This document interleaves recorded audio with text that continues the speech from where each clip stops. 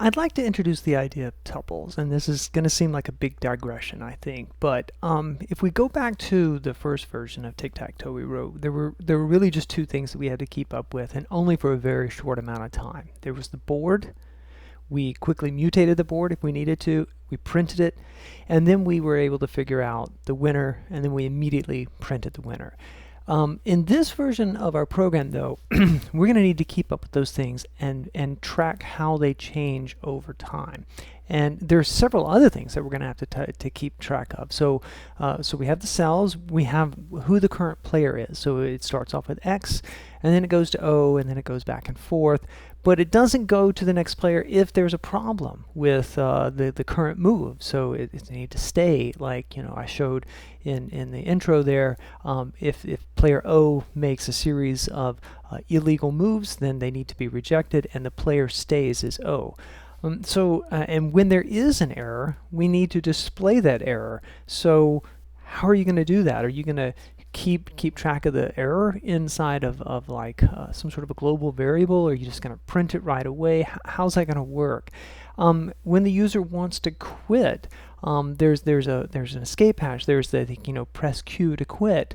And they hit Q, enter, and then we need to detect that the input is Q, and therefore we need to stop the game. And how will you stop it? Will you just simply blow the game up right there, or will you let it get to kind of a place to, like, let's go and look at that? If I run the program and I just say Q to quit, it actually says you lose, loser, right? So how will you do that? Because if you just simply exit the program, it may not get to like a state where it really ends. And so and then what happens if the whole board gets filled up and no one has won, but there are no more cells that can be played? So we need to have a way of tracking that and getting to, if we get to that stage, we need to stop the game and say there's a draw. And at some point there might be a winner before we get to that. So after every move, after every valid move, we need to check to see if there is a winner. So there's quite a few things that we need to take care of in this idea of like keeping track of this state. Now, one thing that you could do is have a bunch of variables, one for each of these, like a board variable, a player variable, an error variable, and they would get changed as you're going through this loop. I'd like to show you what I hope is a better way to keep track of that, to put all of this into one data structure that is the state.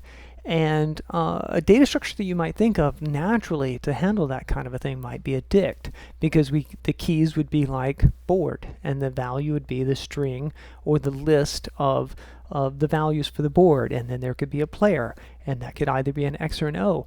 But I'd like to introduce another data structure that's going to be very similar to a dict, and it's called the name tuple.